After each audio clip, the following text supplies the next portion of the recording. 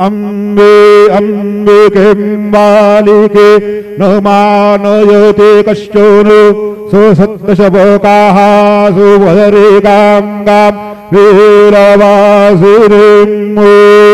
खड्गं चक्रगदेषु चापपरिघान् शूलं भुषुण्डिं शिरां शङ्खं सन्ददते करे स्त्रीनयनां सर्वाङ्गभूषावृतां नीलास्मद्युतिमास्य पाददशकां सेवे महाकालिकां यामस्तो स्वपिते हरो कमलजौ हन्तुं मधुकैटभम् गुरुर्ब्रह्मा गुरुर्विष्णु गुरुर्देवो महेश्वरा गुरुः साक्षात् परब्रह्मो तस्मै श्री गुरवे नमः।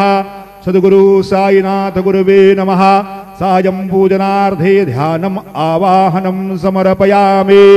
चन्दनं त्वां गन्धर्वा अघनस्त्वामिन्द्रस्त्वां बृहस्पतिः त्वामोघदे सोमो राजा विद्वान् यक्ष्माद्मुच्योतु। चन्दनं समर्पयामि। अक्षन्नमे मादन्दयवप्रिया अदुघतु अस्तु घोतसवभानवो विपरानोऽभिष्टोजामतेजोजान् विन्द्रते हरे अक्षदान् समर्पयामि।